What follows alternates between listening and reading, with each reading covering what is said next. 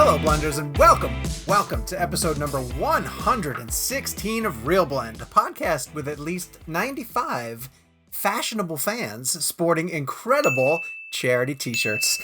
For that, we thank all of you guys. My name is Sean O'Connell, the managing director here at Cinema Blend. I am joined, as always, by Jake Hamilton of Fox 32 in Chicago. Hi, Jakey.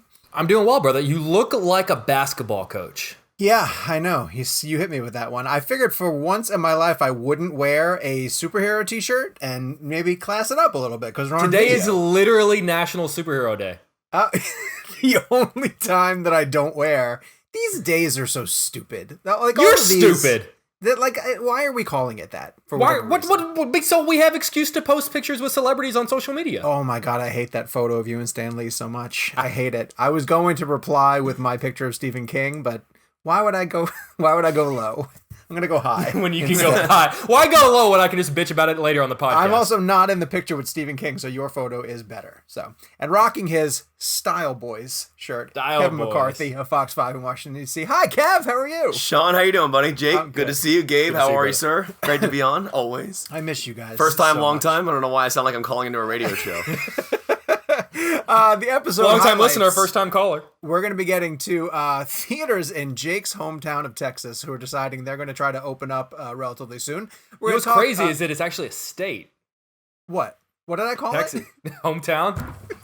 You know what I mean. Home area. State. We're going to talk about Bad Education because Gabe and I watched it. And we're going to talk about the Beastie Boys documentary because Kevin watched it. And then we're going to talk about something that Jake watched as well, too.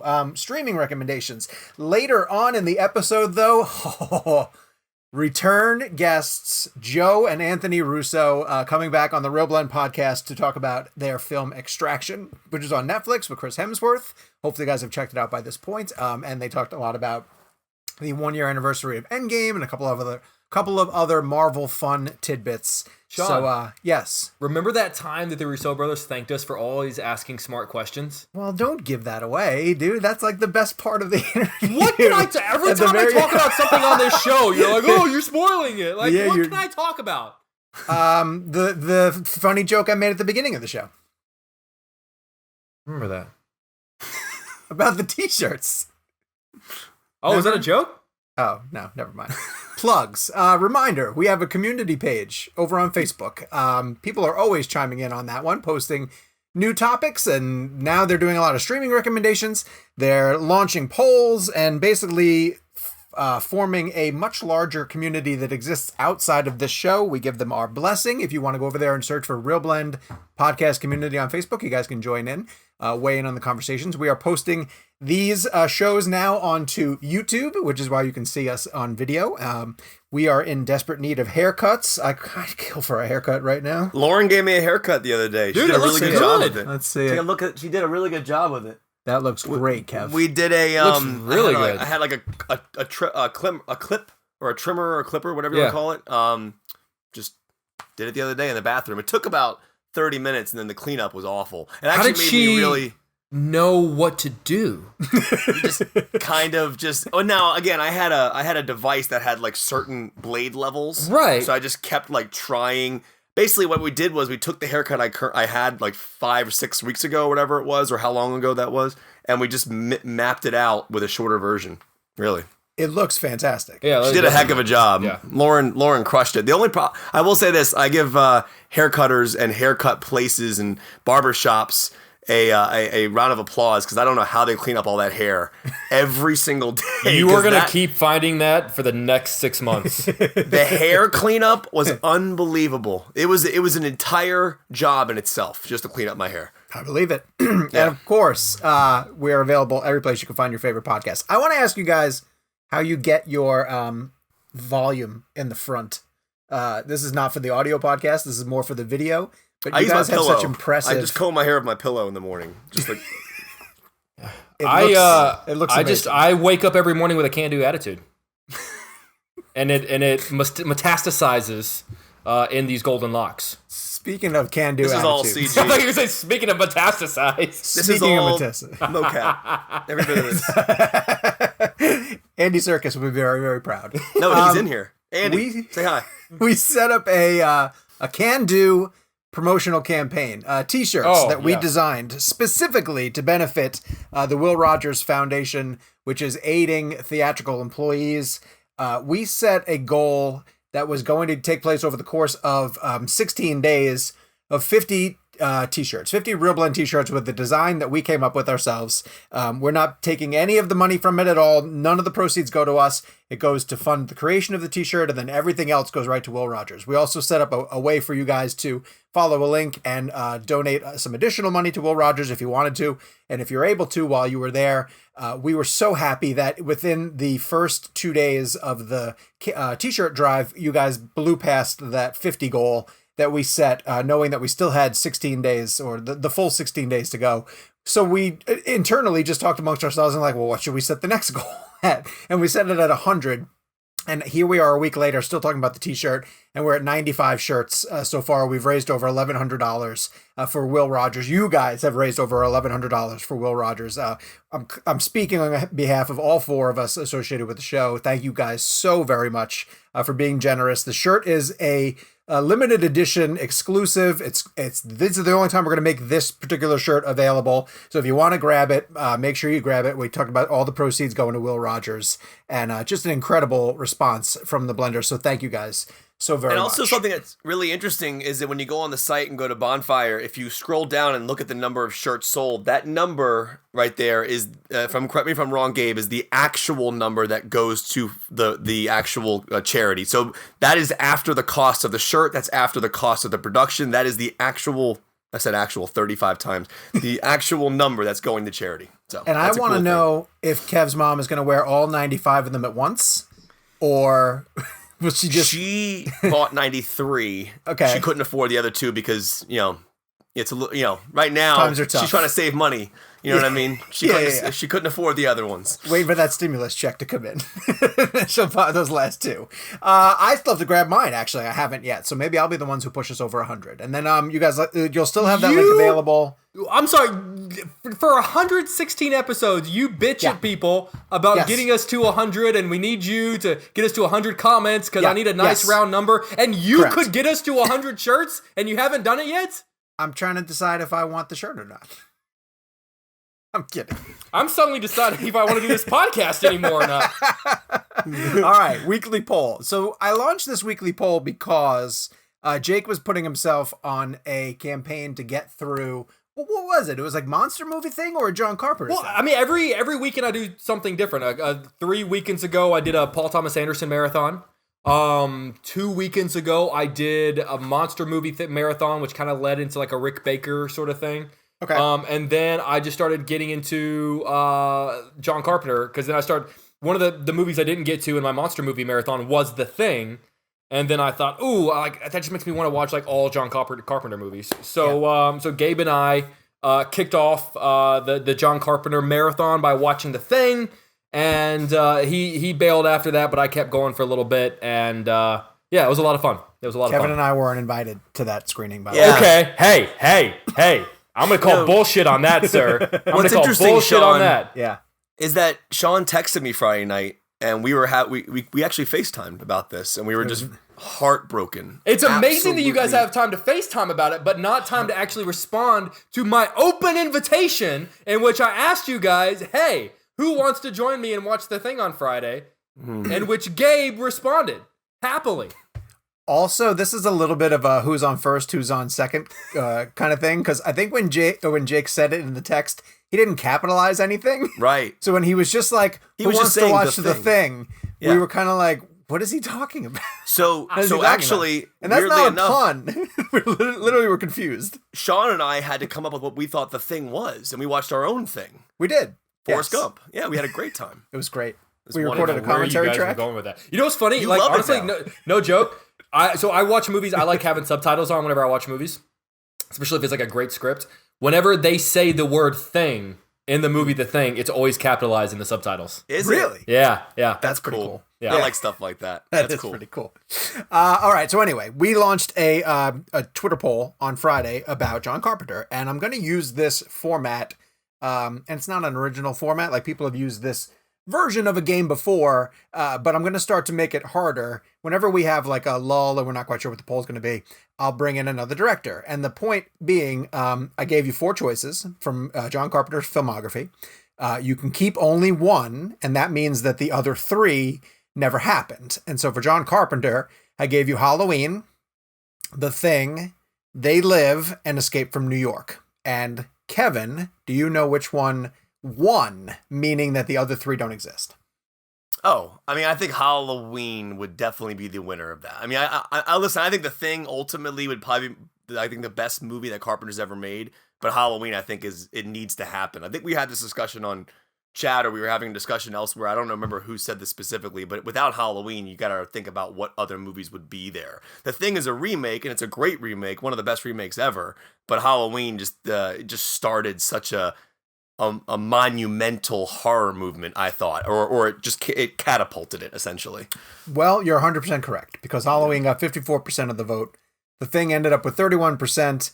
Escape from New York got 12%, and then They Live 3%. Not fair enough to Roddy Piper. I gotta be honest, that movie didn't do. I watched it for the first time during my marathon. That movie did not, and maybe I was watching it through, no pun intended, like through the wrong lens. So like coming off of The Thing, I don't know.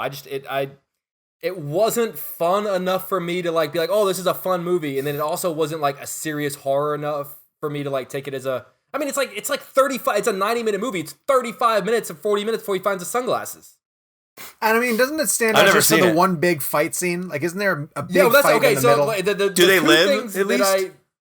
No, that's a huge spoiler. They don't. Oh. Why is the title lying? I feel like the 2 things it's most known for is that line. I'm here to chew bubblegum and kick ass. And I'm all out of bubblegum. Which is a great line, but it was a line that he like ad-libbed because he wanted to bring it in from his wrestling days. And then this like 6-minute alley fight scene, which I'd always heard about and never seen. And when it got to it, I was like, okay, here's the fight scene everyone's talking about. Maybe in 1988, that was like what fell under the umbrella of really impressive fight scenes. But after like almost 3 decades of hearing about how great that fight scene is, and then finally watching it within the context of that movie, sure. I gotta be honest, like, it wasn't. Yeah, no, listen, we didn't necessarily have John Wick and The Raid back in the 80s. I get that, but like, okay, but I just came off of The Thing, which was made 6 years prior, and that movie is still impressive. Sure. Well, like, so that was one of those things where it's like, well, I need to give it a pass for the time in which it was made, but I was like, but none of the other Carpenter movies of the 70s or 80s need passes, so why do I have to give They Live a pass? Well, this becomes an interesting discussion in general, just about how filmmakers decide to use visual effects and which ones have staying power and which ones don't. So, for example, like one of the best examples ever is Independence Day. Unfortunately, does not hold up. Like the visual effects in that film just do. I think that the story is fun. I think it's a nostalgia trip. I think the White House miniature blow up looks cool because it's a miniature shot. But the blue screen and green screen and some of that early CG in that film just does not work today. And I think that there are just certain filmmakers, like I don't think Roland Emmerich's movies really just hold up. Day After Tomorrow kind of looks kind of cheesy now. They get dated. And I think there's something to be said about that. We can get into this on a different discussion about what filmmakers are inputting into their movies, whether it be 70s, 80s, 90s, that had such a staying power. You think of like practicality. The word is practicality. But what's interesting is Jurassic Park looks better than Jurassic World. And that comes down to the science of whether or not the person used a mixture of practical and VFX. But to answer your question, like Jake brings up a fight that's supposed to be iconic. I feel like it's kind of like a badge of honor if you're able to hold on to that type of like thinking about a fight for 30 something years or however long that would be out there. Which scenes do you think do sustain that time period? Or do you think that there are action like Mad Max, or do you think there are action scenes that you think still fit that? Oh my God, one of the greatest scenes ever. The bank robbery from Heat. That's one of them. That's a quarter of a century old. Here's what I'll say. Yeah. In some situations, I think people just like fall under the umbrella of saying it's good because they've always been told it's good. Right. And then sometimes I go, Citizen Kane. Is it really though? Yeah. Where it's just sort of like, Or do you really think it's good, or have you just been told to say that it's good? Well, Citizen Kane, I think, falls into that category because it's one of the greatest movies ever made, and it is, from an ambitious and a young filmmaker's perspective and what that filmmaker, Orson Welles, did to break ground. It's not a movie that I'm gonna put on all the time, so I think that falls into that type of category of, like, but then you have someone like a Hitchcock, or a Vertigo, or a Psycho, where it does live up to that expectation. Psycho still hits hard. That shower scene is still absolutely terrifying. Yeah. The way it's edited, the way it's shot. And I think that's something to examine in film, right? Like, what is it about certain things that have staying power? Why does the Maltese Falcon still work so well today? Why does Mr. Smith Goes to Washington still work so well today? Why is It's a Wonderful Life still worked so well today? I mean, there are just certain things in film history.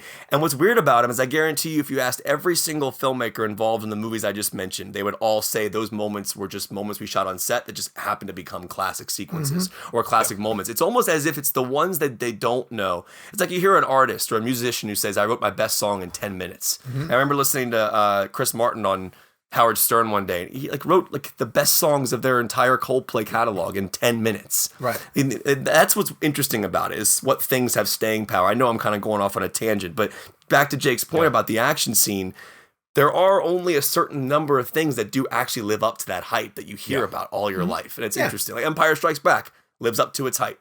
One of the greatest twists ever. Even though we know it, it's still one of the greatest twists of all time. It still hits the way it did in the 80s. And that's something about staying power, which is, I think, is an interesting thing to discuss. Yeah, and I think one of those things that was going to last, too, and then I'll throw it to this in a minute, is the reaction that audiences had to the portals scene in Endgame. Like, when we threw out for the BlendGame, TheaterExperienceBlend, and we'll get to that at the end of the show, a number of people talked about that reaction to just on your left and Black Panther showing up. And Jake, even though I know you have problems with the movie, I think you admit that moment works. That movie, that moment is a 10 out of 10.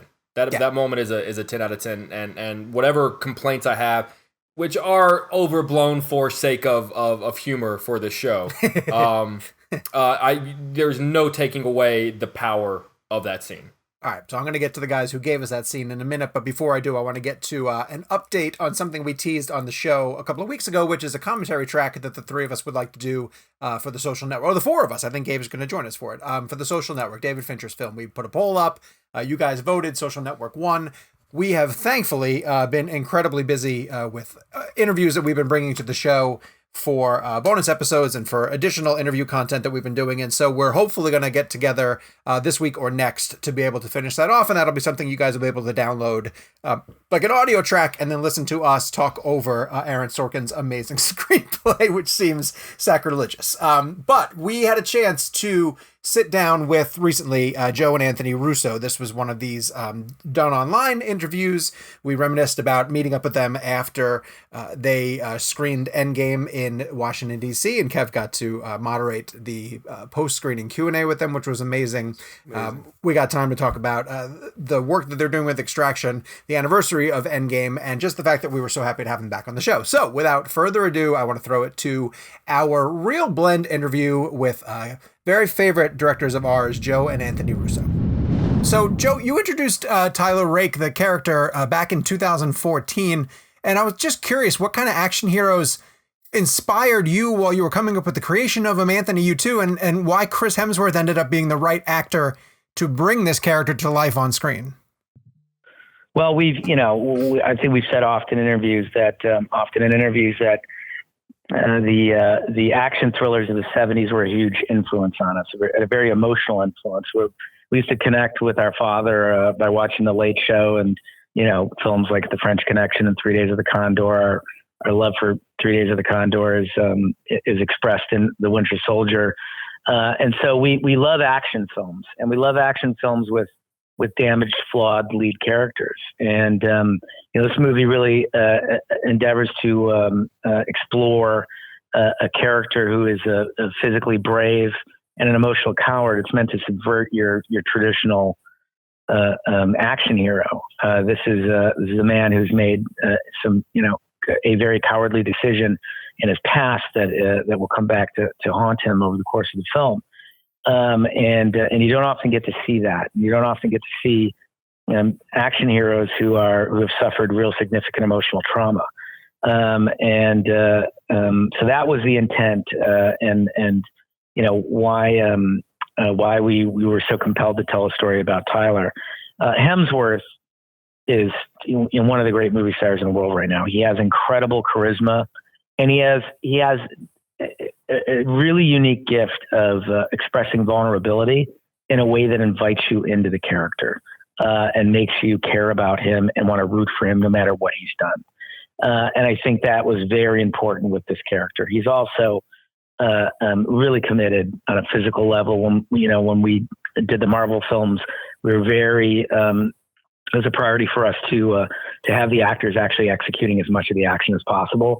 And Sam Hargrave, who worked with us on all the Marvel films and directed Extraction, demands the same thing. And he really put Chris through very intense training for this movie. It was certainly the hardest thing, I think, that physically that Chris has done in his career, but I also think that this is his best performance. I think he's exceptional in the film. Joe and Anthony, this is Kevin McCarthy. I just want to say, one, I miss you guys, and two, it's really great to hear your voices. Before I get to my question, I just wanted to say I miss you guys. So great to talk to you, man. We miss you too, buddy. We miss you to hear your voice as well. Yeah. Well, first, the 12-minute oneer is insane. I've watched all the behind-the-scenes footage you guys have been posting on Twitter and Instagram. So I wanted to ask you, aside from the Extraction oneer, for each of you, what is your favorite oneer of all time outside of this one, and why? Oh, that's a good question. Favorite oneer. You want to go first, Anth, or you want me to go first? I can go. I'll go first. It's not, it's not an action oneer, but I mean, there's a lot of great ones, but I think the one that had like the biggest impact on me, and it just must have been where I was at the time when I saw it, is the Goodfellas oneer in the club, the Copacabana oneer. And there's just something so interesting. There's just something that's so elegant about it, and it was just very visceral and elegant, and it sort of brought that whole moment to life in a way that's it was kind of unforgettable. Anyway, I'd pick that. What about you, Joe? I think that reintroduced oneers in a pop culture context, the Goodfellas oneer. It was one that it was the first time I remember that being a collective conversation rather than a film snob conversation. I would say for me, Old Boy. I think the fight at the end of Old Boy is my favorite.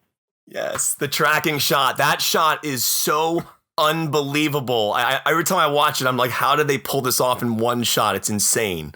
Same here, yeah. No, it's staggering, and there's real physicality in it. I mean, it's intense. I can't imagine that everyone that shot unscathed, because it's very physical. Hey guys, Jake Hamilton talking to you from Chicago. Good to talk to you guys again. Joe, my question's for you. I want to talk about the difference between writing when you know that you guys are going to be the director versus writing when you're writing for someone else to direct, and sort of about like, do you ever get nervous whenever you write something and you know that you're directing, you know what you can and cannot pull off as directors, but when you're writing for somebody else, you kind of have to write a sequence just sort of hoping and praying that a director can pull it off the way you hope they can. Is it a little bit more nerve-wracking writing a sequence, whether it be an action or a drama sequence, when you guys aren't going to be the ones behind the camera? We tend to only put pen to paper when we're intimately involved with the project. So it's not we're not traditionally write for hire guys. It's because we're emotional and passionate about the material. And when we do something like this, it's with someone that we love collaborating with, like Sam Hargrave. We've been collaborating. Anthony and I have been collaborating for 25 years. So every day we have to get out of bed and defend our ideas to each other. And we've become very available and open to collaboration with our crews and cast and have for years. And we find that very rewarding as a filmmaker, because lots of great ideas come from very unexpected places. So the same is true when you're working on a script here with someone else who's going to direct it. It's just a level of collaboration where you're trying to communicate your vision to a writer, as a writer to them, and they're communicating their vision as a director back. It's unique because we're also producing the film and we have a core creative relationship with Sam. So I found that this was a great experience, because, scripts are living documents. They have to be organic. They have to change, because what you write in your imagination, once you start to execute that in your locations and you're looking at where you're physically going to be executing the storytelling, it changes what you had in your imagination. It can improve it. It becomes more real. And so as Sam was scouting locations in India and Thailand, he would be communicating them back to me, and then we would be incorporating them into the script so that everyone on the film knew exactly what his vision was for the movie. Guys, lately, as we've been getting through films in major action franchises, whether they be the John Wick franchise, the 2 Raid films, we're getting to the point with action where you get to a huge body count, and you just start to like ask yourself, is someone keeping track of the amount of people who are getting wasted in this movie? And halfway through your film, I thought there has to be someone tied to the production who in the notes somewhere has an accurate running body count for this movie. Did anyone keep track? How do these look on the page? Do you get to a point where you think like, we're throwing too many enemies at Hemsworth? Well, there's for us, it's certainly a hyper adrenalized story, and that's what we liked. We wanted something, super aggressive. It's about corrupt patriarchy and this damaged character, and so we really wanted to put him in a pressure cooker, an intense tension and heightened level of action. We do. Everyone keeps track. I think there was something called the Carnage document that they would keep track of everything that happened in the film. I can't remember who was keeping track of it or where it went, but I know it came across in my emails at one point. I want that on the Blu-ray, please. Yeah. Joe and Anthony, I've told you guys numerous times that probably one of the greatest theatrical experiences I ever had in my entire life was being in that room when Endgame played at the premiere, and there's nothing better or greater than the theatrical experience. I'm so excited to see Cherry. I can't wait to see what you guys are doing there with that film. And I just wanted to get your opinion as producers. I know you've already been asked about when theaters are going to reopen and things like that, but you look at the slate of the schedule for the rest of the year, and you still see that a film like Tenet, for example, is still sitting there on July 17th. And I was just curious, from a producer's standpoint, does that give audiences some type of hope that there may be theaters opening in time for July? I mean, just what are your thoughts on a film like that just staying there on July 17th, knowing what we know? It's very complicated. I think you're going to see a lot of movies shift off of dates in the summer. It's very hard for a studio that spent $200 million on a film and then have to spend $200 million promoting it, to then put it in a theater where there are going to have to be social distancing practices, which means that the theater cannot be completely full, right? And in fact, maybe less than half full. That's just difficult economics for a studio. That means they're going to lose money on that film most likely. So I just think it's, everyone's just going to play it by ear. I think that, you'll find things moving a few weeks out once the advertising spend has to really hit. It's so hard to say, but I just can't imagine that we see a very normal theatrical experience this summer. But do you think someone like Nolan has that ability to kind of wait? I think he certainly thinks that they'll be respectful whenever he wants to release it. And I think, he's probably considering all options at the moment. I mean, look, diversification of distribution is incredible. It's incredible. It's an incredible gift for storytellers. And it's sad that, some people are reactive against it. But, every generation likes to consume their stories in different ways and go back through history and track how it's evolved. Thank God we have digital distribution right now. No one could have predicted this, but it might become the dominant form of receiving stories over the next year or two. And as filmmakers, we're very grateful that it's available. And I think you may see some options moving forward where filmmakers make decisions to release digitally, because they'll reach a wider audience, and they can do it where the audience remains safer. Guys, we are, movie theaters talking about opening back up, and chains having to potentially program retro films to lure people back in. Like you mentioned, playing at half capacity theaters. putting old films up on screens, and obviously two of the titles that get thrown around a lot would be Infinity War and Endgame. We're a year removed from you guys becoming the highest grossing movie of all time. Congratulations again to that. I'm so thrilled that you guys have that record, but I'm curious about your thoughts about maybe using those two films to go back on screen and coax audiences back into theaters.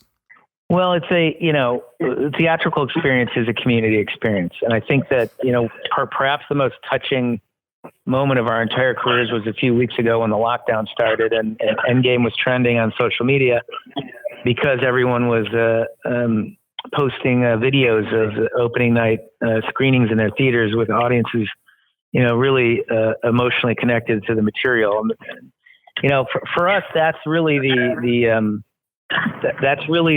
strength of the theatrical experience, is that it can bind audiences and it can bind you globally.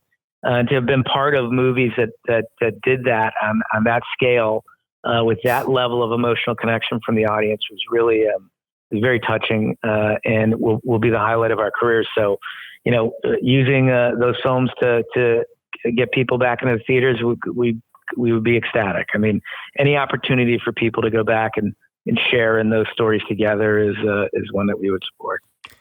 Boy, Silvestri's Portals makes me cry harder than when my children were born. So thank you for that.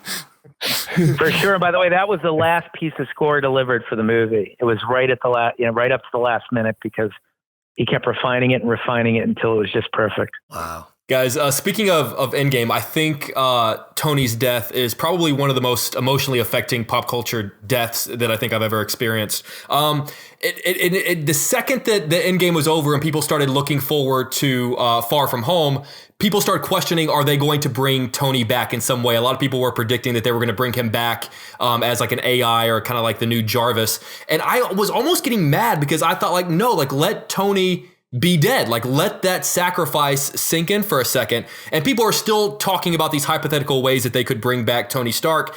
If they were to do that, if Marvel or a writer were to find a way to bring Downey back, is there any part of you guys that would be a little disappointed? Do you feel like that would sort of dilute the power of that moment that you guys built up for so long? I mean, look, it certainly, we've always said this and we believe this about stakes have to be real.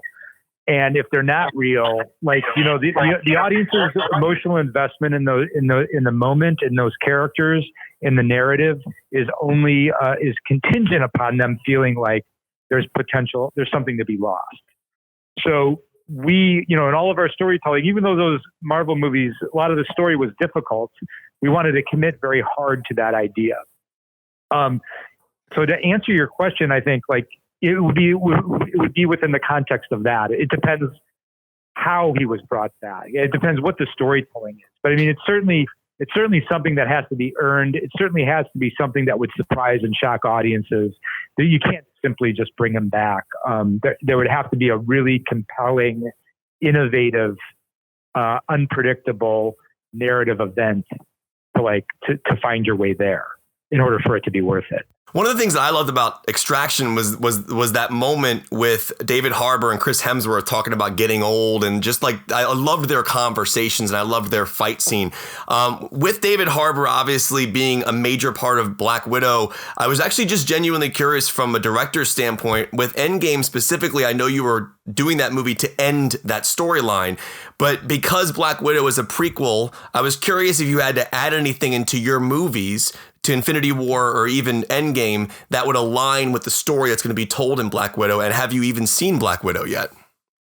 We haven't seen Black Widow yet, and we did not have to add anything to the storyline. I think they started work on that script after Endgame was completed, so they retrofit according to what happened in Endgame. But I think it's fascinating. I think it's a very cool idea to tell a story through a prequel. Very, very, very rarely do you go backwards in a narrative. And that's an interesting concept to us. Guys, there were so many moments in honestly all of your Marvel films where it just felt like you saw me playing with all my action figures as a kid and imagining all of these incredible moments.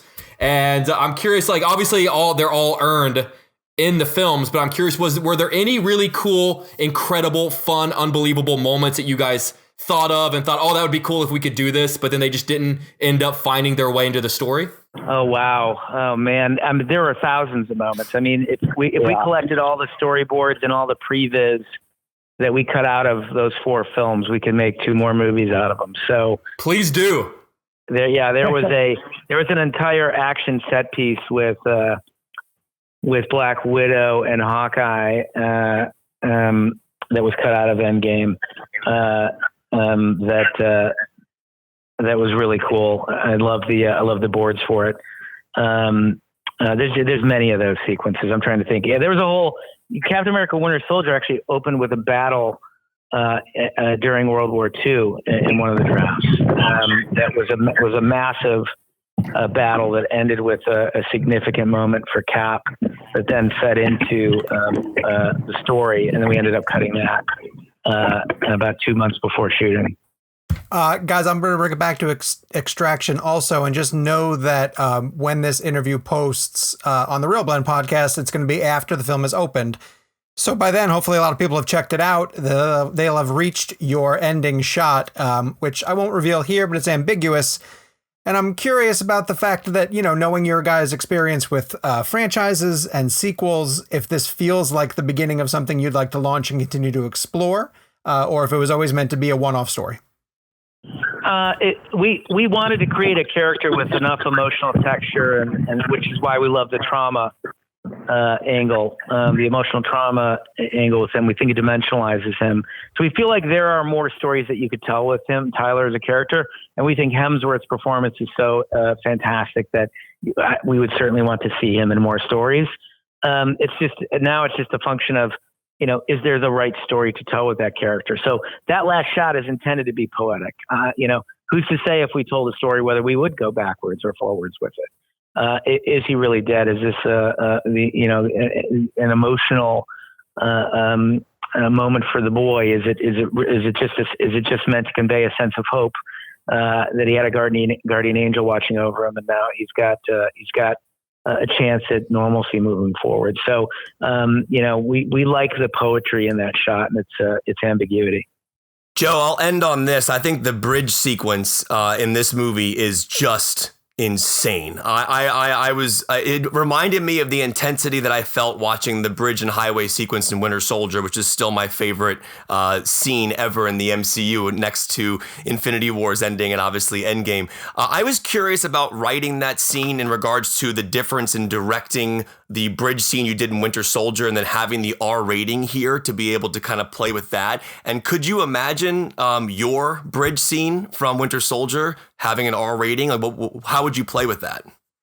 Yeah, I mean, there is we like intensity. We like visceral action. This certainly, as I said, this movie is very heightened and hyper-adrenalized. But, I thought Sam did an incredible job with the bridge sequence. The intention was, and we relate, as movie fans, we always relate back to moments in theaters that we had as well that inspired us.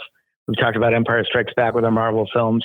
We've also talked about the bank heist in Heat for Winter Soldier. And that bank heist in Heat for me was my favorite 10 minutes that I've ever had in a movie theater. I've never felt so front row in an action sequence in my life. And so visceral and connected to what was happening on the screen and the way that it was shot and the performances.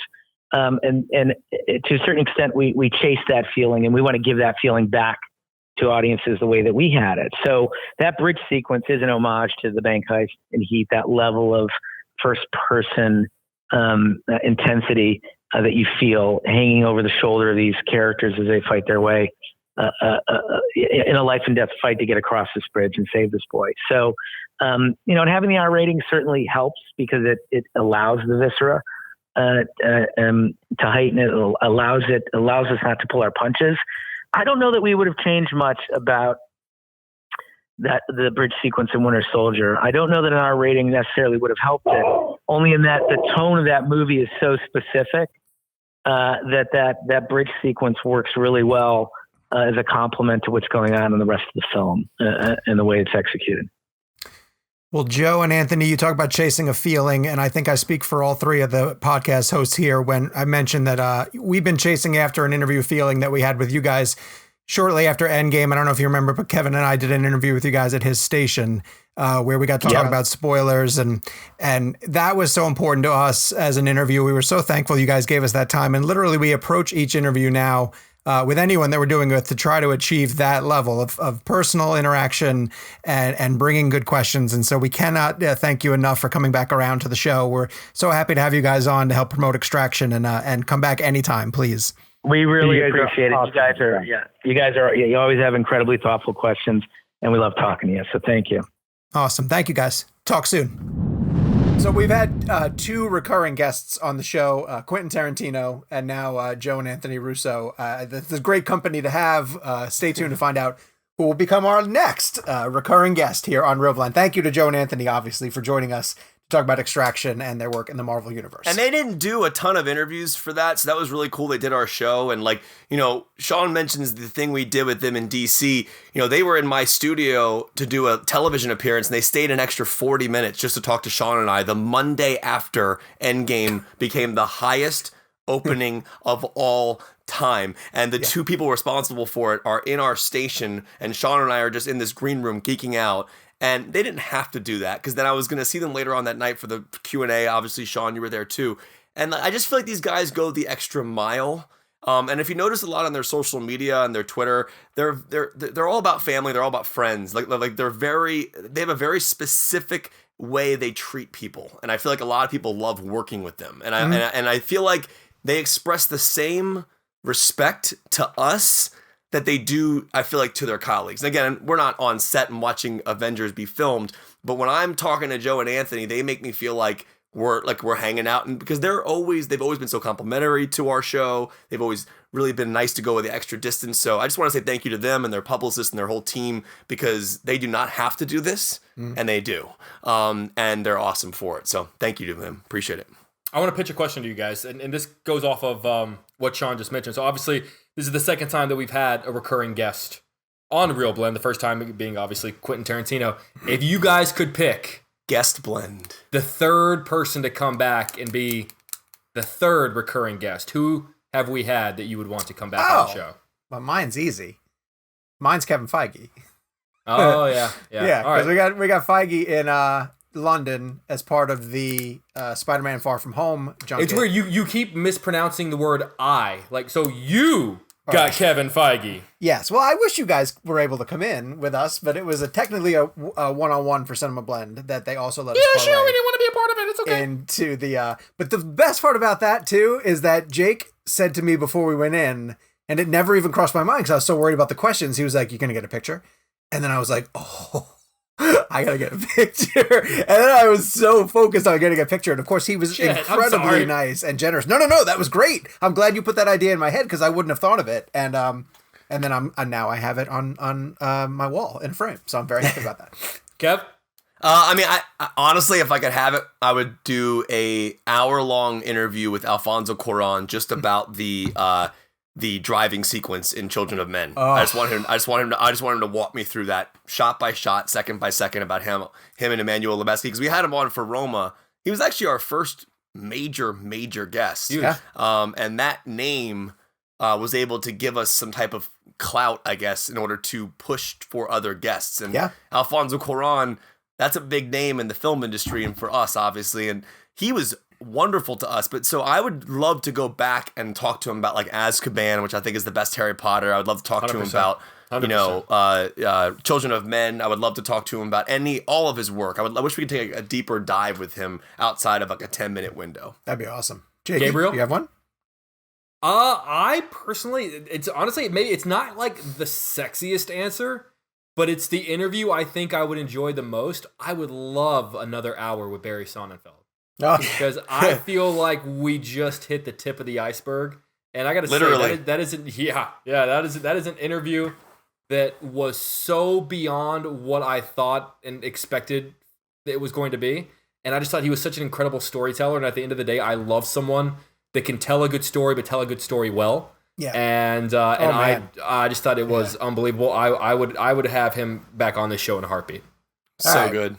Talking points. So the industry's figuring out what to do moving forward. And each week when we come back to reconvene and talk about where we are, in terms of the delays that have been happening with blockbusters and new dates for new things.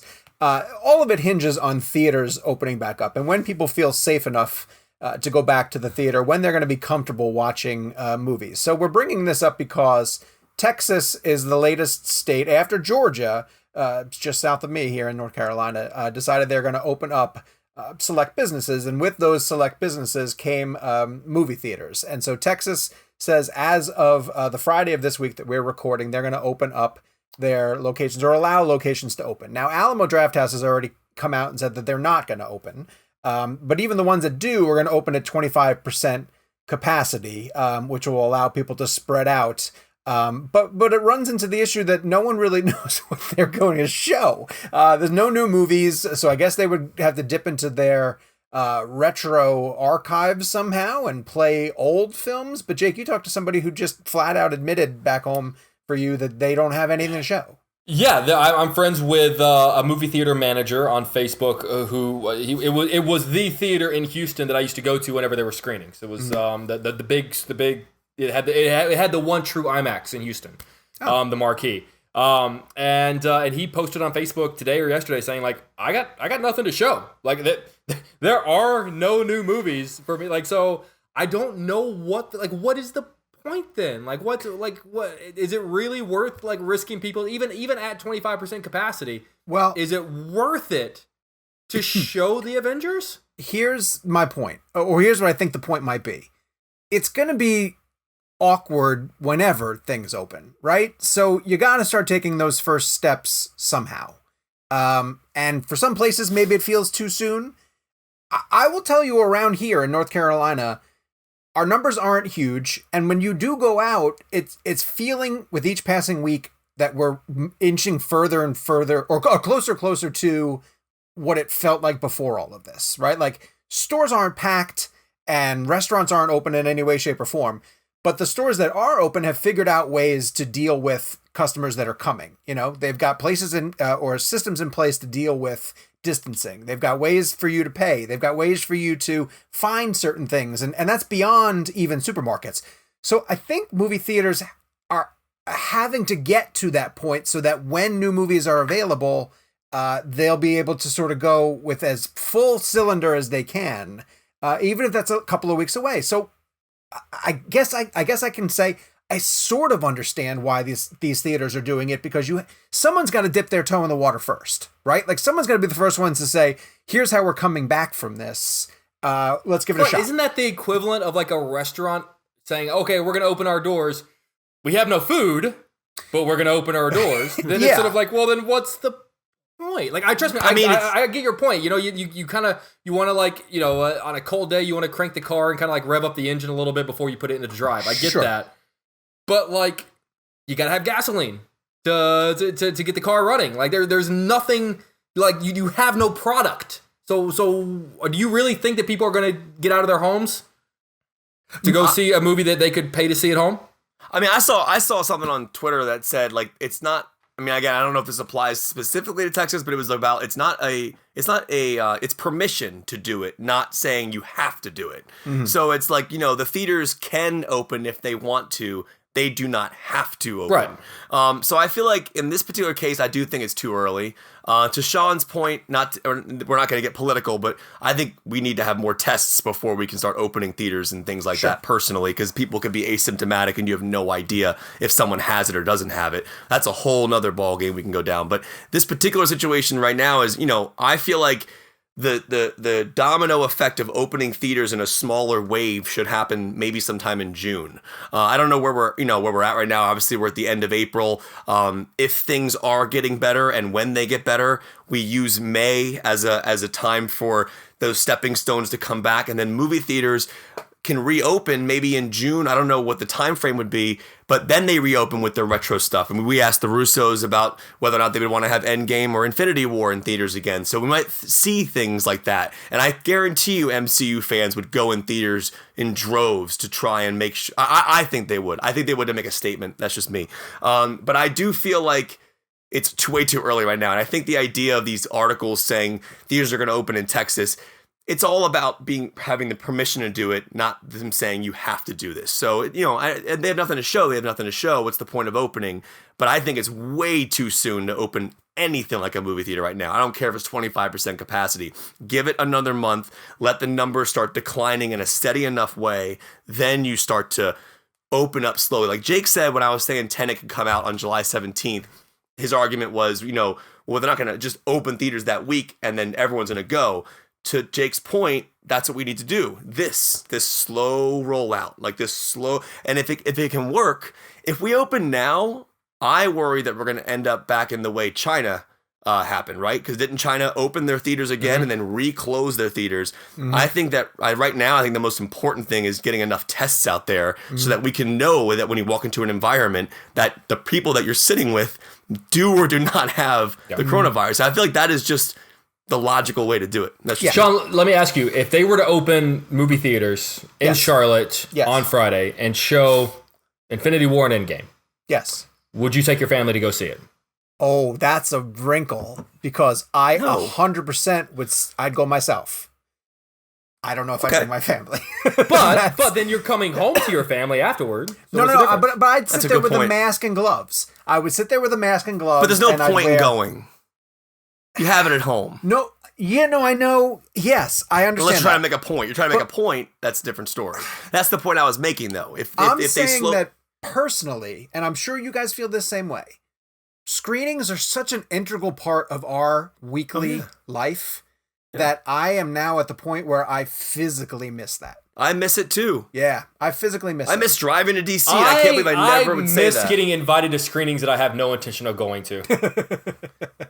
I just find it interesting. Like to Sean, to Jake's question, I do think that if we're in the middle of June and then you pose that exact same question again, I think Sean's answer would different be conversation. Different. Yeah, different conversation. Honestly, my answer would probably 2 months from now. I hope my answer is different. I hope that we're at a place in this world where our answers are different. Well, it's also why I'm still appreciative, and I know I'm not trying to go back down to the Tenet argument, but I'm appreciative that WB has kept that movie on July 17th just in case. I mean, that to me is the best light at the end of the tunnel. What if we are back there? What if we are there? I mean, we could be. But I don't think opening movie theaters and restaurants right now is a smart idea. I just don't. All right, I want to get to the two titles that have announced that they're going to streaming services, although one of them I think was heading towards HBO Max anyway, and that's the Seth Rogan film, An American Pickle, which sounds like... Sounds amazing! It sounds amazing! Is it a joke? I mean, no, I think it's a real movie. I'm saying, but like he sits in a thing of pickles for 100 years. He becomes pickled. Yes, like Captain America style. He gets pickled for 100 years. Does he come out like a pickle? No, he just comes out and he's been preserved, similar to Captain America in the ice. But why pickles? I don't know. Well, the term like to pickle something means that like it is preserved and like it is both a noun and like a verb. Like you can pickle something. So is he a cucumber before he goes in and a pickle when he comes out? Oh, for fuck's sake, Evan. I think you were thinking way too much. Way more than Seth Rogan put into this. I'm just kidding. Kevin, this is a guy who made a lewd sex comedy out of food. Let me tell you right now, Sausage Party is an underrated, hilarious comedy that does not get enough credit. It doesn't. No, it's very funny and it's very disturbing. Well, so American Pickle, yes, it's so disturbing, but in the best way. In the best way. American Pickle was going to go to HBO Max regardless, but this week, Judd Apatow and Pete Davidson announced that their comedy, which was going to South by Southwest in an unfinished print sort of way, The King of Staten Island, is now going to be coming to VOD. And so the question I pose to you guys is, now that we've seen, so Universal has done this for Trolls, they've done it and now they're doing it for King of Staten Island. So they are, I would say, almost brazenly going against the NATO agreement and allowing films that were slated for theatrical release to go to VOD. Now, we saw numbers on Trolls this past week also that it made $100 million. The headline, which Kevin is right to be bent out of shape about, the headline was extremely misleading. Yes, that's $100 million that it wasn't earning by not opening, but it didn't come anywhere close to touching what the first Trolls made in its initial theatrical run. So the question is always going to be, or the answer is always going to be, the theatrical run is more successful. And also, the original Trolls had a video run as well. I saw that it made like $75 million off of video and rentals and stuff like so, which Trolls 2 is never going to have. No, like it's already on VOD. It's not going to have another $75 million in video rentals. Trolls 2 will still get its like DVD Blu-ray release, obviously. And then I think that factors into it. But to Sean's point, Trolls 1 with the $70 million that Jake's referring to made way more than $100 million. Now, at the end of the day, you also have to factor in the other parts of it. How much went into the promotion for it, the junkets, the advertising. I mean, in this case, they probably saved a ton of money. I don't think they did a lot of press for it. I didn't see a junket happen for it. I saw maybe Timberlake go on Kimmel's show. It's an interesting thing, and we've gotten into this before, but I just find it to be fascinating, because if we were in a situation right now where this was James Bond, we would be discussing numbers that are so astronomically higher than anything Trolls World Tour would have done. It just happens to be the first one to technically do what it did. Imagine if they put Bond on VOD? That movie would have made $1 billion in the first 3 weeks, probably just on VOD rentals. I mean, this did $100 million in 3 weeks. Yeah. I mean, and so let's say theoretically, what would do Bonds open big? Don't they open like around 60? Almost like a Mission Impossible. I feel like they open around 60. Do you find that weird? And let me say something. This is actually interesting, and I've always been baffled by this. So Avengers Endgame, what was the opening domestic on that? 300 something million or whatever it was. Yeah. I think 60 million seems small for a mission film. Like, I've always wondered why those weren't larger openings. Like, I feel like I know they have legs and they eventually make a lot of money worldwide, but are you surprised they're not like larger? I feel like every time a Mission Impossible movie comes out, they have to reconvince the public of how good they are. Like, every time one comes out, it's always got this massive word of mouth, and we're all blown away by how good it is, and it opens at 60 but closes around 250. And we all just are like, oh my God, it was so good. And it becomes one of the big movies of the summer. And then like 3 or 4 years pass and people kind of just forget about the series again. And they have to almost start back over. And one of the things I will stand by, I think that the Mission Impossible series is far more consistently good at a higher quality than the Bond series. I think 100%. Mission Impossible does this, and I think Bond does that. But I would argue, now this is just a matter of number of films, I would argue that Bond has more films that you could argue, like in regards to a number of films that are better than just, like Mission Impossible, I don't love the first one. I know people love De Palma's movie. I'm not a fan of it. 2, I don't mind. It's John Woo. It's whatever. 3, 4, 5 are... Yeah, I think honestly, I think I love every single one of them. But no, you're right. But 60 million... It seems low, right? It seems a little low. I think a lot of people are down on Cruise. Like, enough people still think he's the guy to jump on the couch. Yeah, the kind of crazy guy. So that the mainstream, the Fast and Furious crowd, is content to go to those movies. And it's also, I think, the Mission movies, very similar to what, like when Jack Reacher came out, they're smarter. So like they're a little bit smarter than what the blockbuster audience wants. Kind of thing, right? You have to work with them. Yeah. What are your thoughts on like something like Top Gun? Okay, so let's say Top Gun opened at the end of June, like it was supposed to. I think Top Gun's going to open big because I feel like just the name big? Top Gun. 100 million? 90, 80, 90? I would have said 75? 70. I would have said 70, 80. Do you know what Top Gun's going to have? Is a strong female audience. The female audience loves that first movie. Yeah. It's right. First movie. But it actually hits both audiences perfectly. Yep. It'll hit like both you're saying. audiences. But it's interesting though. But back to this VOD thing. I think I read an article the other day about this. I thought this was actually really interesting. Like the idea of the movie theater structure is going to change forever. I mean, it's clearly going to come down to a point they think, or whatever article I was reading, they say that these mid-budget films, a film like King of Staten Island or something like that, those are probably going to find their ways to VOD a lot more often than we think. Yeah. It's the tent poles and the big blockbusters. I mean, think about what movies are driving our box office. Star Wars, MCU, Bond, whatever franchise, Harry Potter, Fast and Hunger Furious. Games, Fast and Furious. Yeah.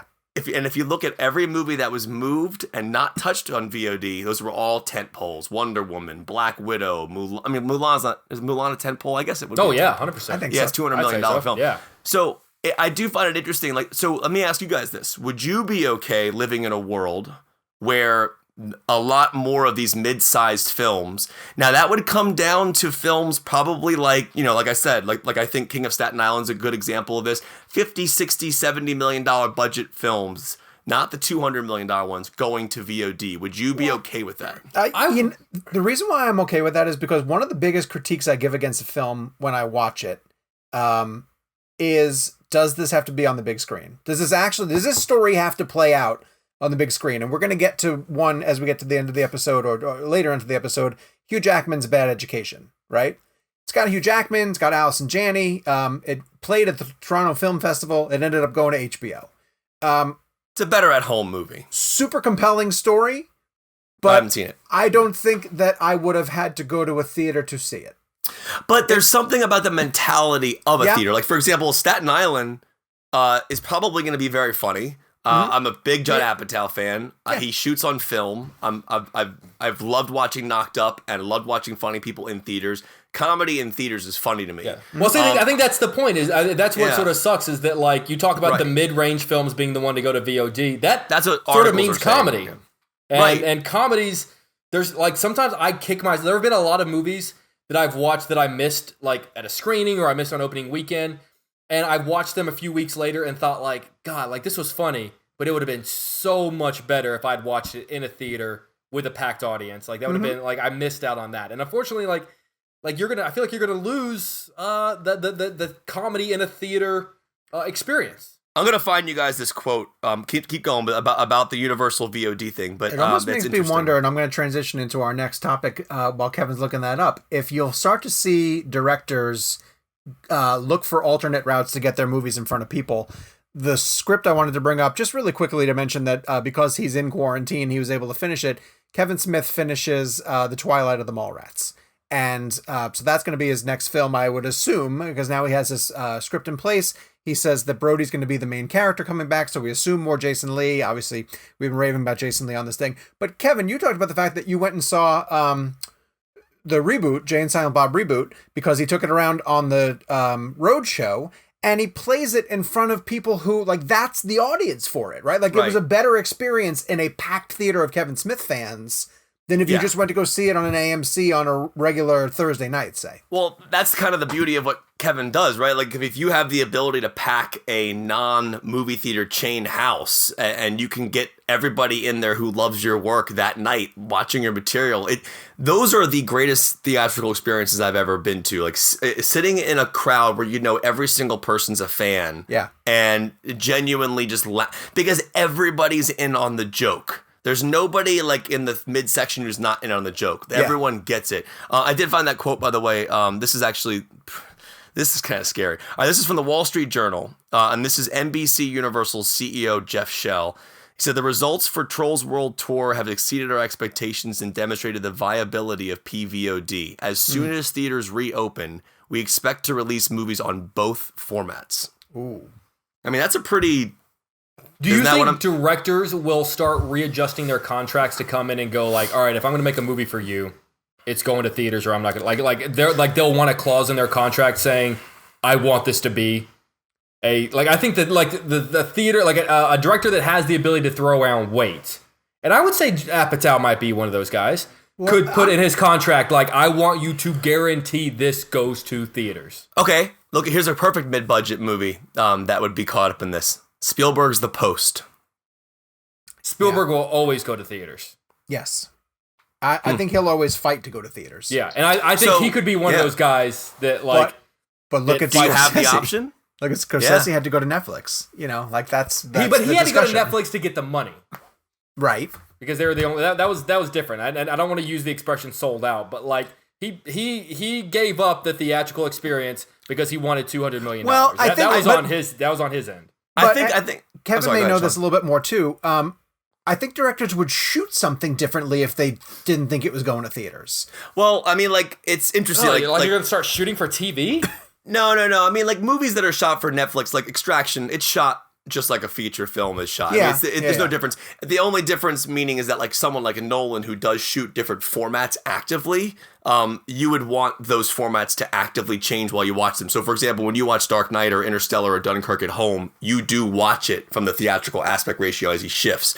But to be honest, it's one of those things where, do you guys remember like Sean, you and I were at that Roma thing with with Alfonso Cuarón and the star of the movie, and that was like a pretty revealing day for me as a film fan, because it was the first time, we've discussed this in the show before, where I truly realized I was like, not everybody has the ability to get to a movie theater. You know, Yalitza, the actress from Roma, is telling this great story about living 3 hours away from a movie theater, not being able to get to them, and Netflix being that thing that can deliver in their homes. They can watch movies together, the families. So that really opened my eyes to this idea of being able to listen, we can coexist. You know, movies can coexist theatrically and movies can coexist on VOD. The scarier thing that scares me the most is whether or not this precedent will then start taking over these mid-budget films that we want to see in theaters. You know, I mean, like there are going to be times where a film comes out that we all want to see. Baby Driver. That's a mid-budget movie. Wow, yeah, sure. You know, and that would have been, you know, I don't know what, I guess we're considering mid-budget. I don't know if we're having a range here, but I wouldn't consider Baby Driver to be a massive budget. It was a smaller budget. I think it was less than 40 million, I think. So where does the standard get set? How much does your movie have to cost to be put in theaters? Over 100? You know, does it have to be Chris Nolan? Does Tarantino have that route? I mean, what's it called? Hollywood costs 90 million. So do I don't we go really back know. To even having bankable stars? You know, well, the stars are not. I don't think people go to the movies for stars anymore. I mean, I feel like DiCaprio. You know, I think Sandra Bullock still brings people Denzel? in. Denzel. to a certain extent. Because when I used to work at the movie theater when I was in high school, people would walk up to me and say, "Can I have 2 tickets to the new Denzel movie?" They wouldn't even say the title because they just go for the actor. But we are in franchise territory. The key here is Tom Cruise. Look at his openings. What do well and what doesn't do well. Edge of Tomorrow, American. What was that movie called? I don't remember the name. American Made, which I think did like 40. Right. Then you got Mission. You know, I'm sure Top Gun will do well.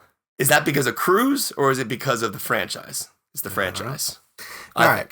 Well, as we talk about how we're going to get a chance to see all of these things coming forward, at least a slew of global film festivals are going to get together for something that we want to bring your attention to that's going to be on YouTube, and it's called We Are One, a global film festival. And there are 20 partners that are participating in this, including people behind the Sundance Film Festival, the Cannes Film Festival, TIFF, the Toronto International Film Festival, Tribeca, and Venice. It is going to be an online film festival that it says is set to run from May 29th to June 7th, and it's going to be available at youtube.com/weareone. Now, it's going to be free to watch, but they're going to have the ability for you to donate to charity.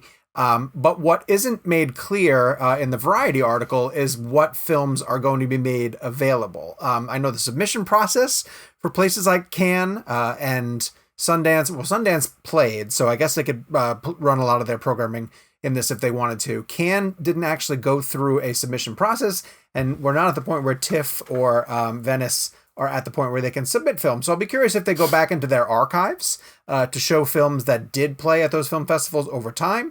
Hopefully they will bring some awareness to short film makers. They're going to have documentaries, music and comedy. There are going to be some panel discussions to make people feel like they're at a film festival.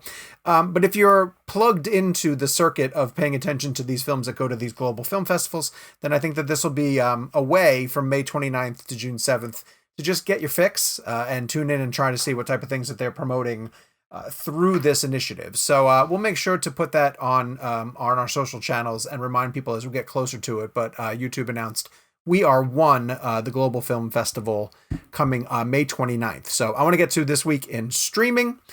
Start with 2 titles that we haven't seen yet, but that we want to put on your radars. First one is called All Day and a Night, which is coming to Netflix on May 1st.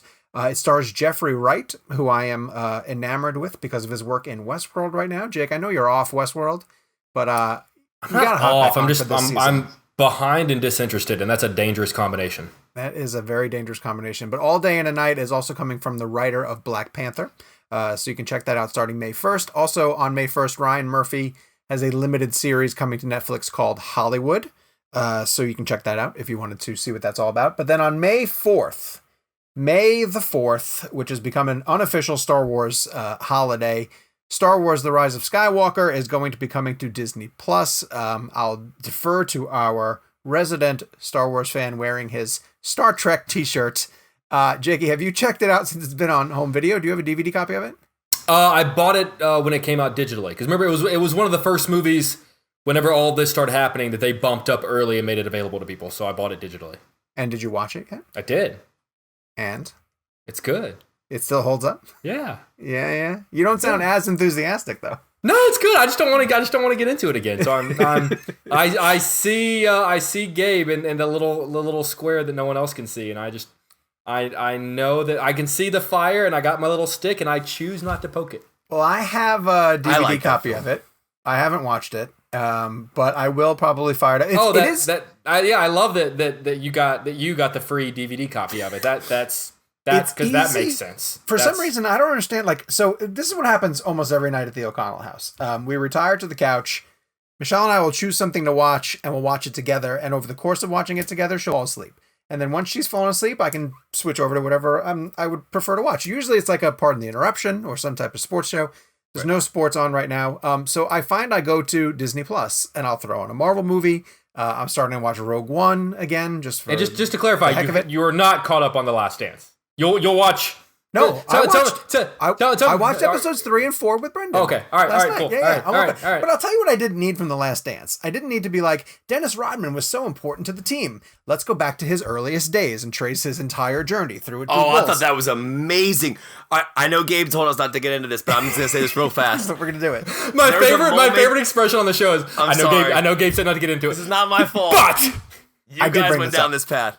There was a moment in episode 3, I think it was, where Rodman was explaining the science of how he rebounds and the clicks of the ball hitting the basket. Yes. That blew my mind. That's been memed now. Like, people take that clip and they're using it for all. It's like trying to explain what order to watch the MCU to people, and they take that clip and it's like Rodman like explaining different things. And it's very fun. Funny. I am truly astounded by the storytelling of this show. Yeah, I'm not a sports person. I am so in on this. I haven't been this passionate about like something I've watched in a long time because I'm just so the score. Oh, and they used a great Beastie Boys track this week called "The Maestro Off Check Your Head," which was just awesome. I mean, the director is just hitting every note perfectly. The Lakers. Oh my God, MJ crying over the trophy, and they said he never cries, he never shows emotion. Oh my God. Amazing. I'm glad you mentioned the Beastie Boys. So get into the Beastie Boys story, the Spike Jonze movie, because I haven't had a chance to see it yet, but you checked it out. It's worth seeing. Yeah, it's one of the best movies I've seen this year, hands down. Nice. It is such an emotional, beautiful tribute to Adam Yauch, MCA, one of the greatest musicians ever, in my opinion. Also, one of the most important people just in the music industry. He did so much outside of the music industry. For people who aren't aware, Spike Jonze, he directed this it's a documentary. It's a live documentary, you want to call it that. They did it at the King's Theater in Brooklyn. And Spike actually directed their Sabotage video years and years ago, which is iconic. And it's one of the greatest videos ever. And so they've kept Spike along for a long time. And so Ad Rock and Mike D, they come out and they basically tell the Beastie Boys story for 2 hours. And it is incredible because, like The Last Dance, if you don't like Beastie Boys, you're not a fan of hip hop, as you're watching it, the history and every song they're talking about, you know Fight for Your Right, you know Sabotage. I mean, these are all songs that you know, but the stories behind these songs are incredibly fascinating. Also, what I found interesting about the documentary was how many times these guys almost didn't keep going. I just always find those stories interesting. Fight for Your Right came out, they were kind of slated as the frat boy rappers, right? And they didn't want to be that anymore. So they tried to go a little more serious with Paul's Boutique, and they kind of went on, licensed to, all the albums they did. But the documentary does a great job of paying an emotional tribute to MCA by also making you appreciate the musicianship. These guys are amazing musicians. Like, they are, like, I don't know if you guys know the Sabotage lineup on who plays what, but, MCA's playing bass, Mike D's on drums, and Ad Rock's playing guitar and rapping and singing and screaming. And these guys are considered hip-hop artists, but they have such a range. And I don't think I ever really appreciated the Beastie Boys as much as I did before watching this doc. And my buddy Josh, it's his favorite group of all time, I got a chance to catch up with him this weekend and just kind of go through the doc with him. And it was really special because I just learned so much. I didn't know Beastie was an acronym. I can't. It's boys entering something. I can't remember the full acronym. I didn't know. I did not. Yeah, I've never heard boys entering. I can't remember now off the top of my head. It's a long, but I never knew it. But it's funny because it has the word boys in it, and they already have the word boys at the end of their name, so it made no sense. But Beastie is an acronym, which is very funny. But the doc is great. If you're into just great storytelling, you'll love it. I also love that they kept the mess ups in there. This was a live show, so like there's like bits in the show that really kind of become domino jokes throughout the thing. Like Spike Jonze will miss a cue with a video on the screen, and they'll call Spike out during the doc, and then they kept all that in there, which is really cool. And then I went down a big rabbit hole. I watched their entire 30-minute interview on Fallon. I'm just obsessed with them now. I'm like really into it. Turned me into a bigger fan. Even I was a casual fan, but I'm telling you right now, anybody out there listening to our show right now, if you're not a sports fan, if you're not a music fan or a hip hop fan or a Beastie Boys fan, there's nothing better than good storytelling about things you might not know. Yeah. And the Beastie Boys story is, it is pound for pound just one of the best documentaries I've seen in a long time. It's incredible. So Beastie stands for boys entering anarchistic states towards inner excellence. Right. Which I never, ever knew. I had no clue Dude, what that was. No idea. I thought that was like a new discovery. And I called my friend Josh and he goes, yeah, that's old news. I'm like, oh, I had absolutely no idea. So but we should come up with an acronym for what ReelBlend means. Oh, you guys want to know? Yeah, we should. Like, really excited, energetic losers. Wait, let the blenders come up with it. Yeah. By the way, yeah, we should. Yeah, if you guys want to come up with what the acronym for ReelBlend stands for, please. Also, a little funny side note: when you watch the Beastie Boys story documentary, Ad Rock went to LA and started acting for a while, in between some of the records. So they cut to these like really horrible clips of him in movies, and it's so funny. I mean, do you guys know Ad Rock's personality? Like, he's Kevin. So in 8th grade, License to Ill came out. I was in 8th grade when that came out. Classic. And I was so obsessed with Ad Rock because he just seemed like the sarcastic member. He's my favorite one. He's my favorite one. And he rocked a Mets hat. And here I am, a kid from Long Island, and this is the rapper in this suddenly overnight huge band rocking a Mets hat. He wore it everywhere he went. So he's for incredible. Our 8th grade talent show, we lip synced to Paul Revere. And our teacher shut it down in the middle of it because she thought it was offensive. We were in the middle of the lip sync. And you did Ad Rock? I would give a large sum of money to see some kind of video of that. Yeah, no, there wasn't video back then. It didn't exist. What did you do it in the Civil War? Like, what do you mean there wasn't video back then? What I find funny now, though, Sean, is like I always felt like Ad Rock was like the energetic, like the funny, over the top. He is so. Yeah. He's become like Mr. Grouch now, like in a funny way. That's funny. Dude, he's just not like the Ad Rock. Like, it's funny watching like older videos from them. But I'll tell you right now, the thing hits you right in the gut, man. Okay. Like, the tribute to MCA is beautiful. All right. Beautiful. So I was gonna watch Beastie Boys Story, but then I knew Kevin had seen it, so instead I watched Bad Education. Which is a film that also went to the Toronto International Film Festival. I think I said that earlier, and stars Hugh Jackman and Allison Janney. And I was fascinated from this perspective. It's a Long Island story, and I'm a Long Island native, but it took place after the fact. It's based on a true story. Took place after the fact, long after I had moved out of there. It took place in 2002. But it's a really compelling story, a really interesting story. I don't understand. They marketed this as a dark comedy. Gabe, did you laugh? Did you find it funny? Because I know Gabe watched around the same time. Yeah, he's shrugging in a no, not necessarily. It wasn't funny to me at all. And it could have, I guess they could have approached it in a Coen brothers type way and lampooned these characters because they can be a little bit over the top. But it's essentially an embezzlement story where these school leaders ended up taking millions of dollars from the Roslyn public school systems because they just lied about receipts. Like, they just would charge a million things to the credit cards of the public school system and then not turn in their receipts and delete them off of the paperwork, and it never got caught for several years. And then when they were outed, when they were discovered by the school board didn't want to report them because they didn't want to jeopardize the school's standing in terms of it reminded me a little bit of the Lori Loughlin Felicity Huffman deal. They didn't want to jeopardize the school's standing as being able to put kids into really good colleges. Because they said, oh, if we get exposed by this, the stain of it's gonna be on the kids. And the funny thing is, the way that it surfaced is a little bit because a girl in the student newspaper went to the principal to interview him or the school superintendent to interview him about a skywalk that they're going to build at the thing, and he asks for she asks for a generic quote from Hugh Jackman. She's like, it's just a puff piece. Just give me a quote about the skywalk. And he goes, no. Hey, wait a second. He's like this inspirational superintendent teacher. He goes, listen, it's only a puff piece if you make it a puff piece. Like, you approach every story and make it more important. Like, people are going to read you, and it's only compelling if you make it compelling. So as she looked through all of this paperwork and dug through the archives, it started to expose how much these people had been lying. Tonight. So, wow. Yeah, it was a really good story. But the way that it sort of factors into what we were saying, I wouldn't have needed to see it on the big screen. And it was weird when it came out of Toronto that no studio picked it up.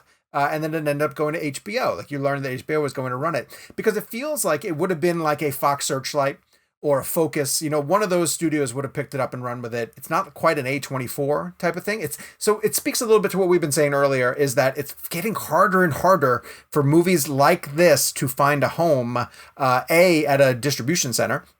And B, like, if it went to Netflix or Amazon, I wouldn't have been totally surprised. Would it have been an Oscar contender last year?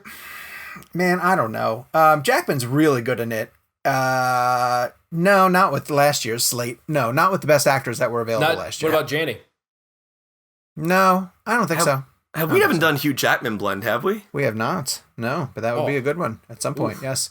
And then Jake, I know you finished Better Call Saul. I did. So while all of you were watching all these things that you really wanted to watch, and you were just kind of going on willy-nilly, I was completing my end of a bargain that we started on this show. Oh, come on. Our bargain was Human Centipede 3. So no, Kevin and I will always win. No, sir. Kevin and I will always win this. Your bet that you lost was Human Centipede. There is a difference. Yeah. Kevin and I traded. We made a bargain. I watched all 50 episodes of Better Call Saul. I am completely caught up on Better Call Saul. And now I'm like a normie.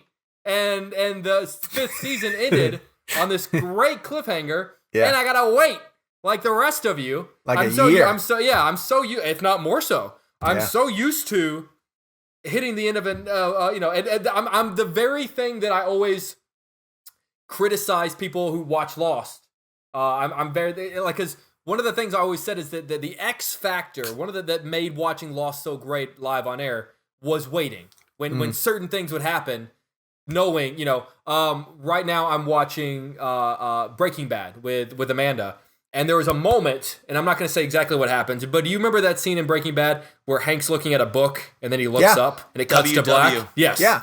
You got me. So it's it's the cliffhanger of season 5. Yes. Isn't it? So on Netflix, they put all of season 5 together. Yeah. It's just, and so she was like, oh my God, like press play on the next one. And I go, I want you to imagine that happens and you have to wait a year. Yeah. I was like, because that's what it was. A year. I was like, that's what the rest of us had to do. So now that's what I'm feeling. Anyway, I will have to say, you're making her wait a year very quickly.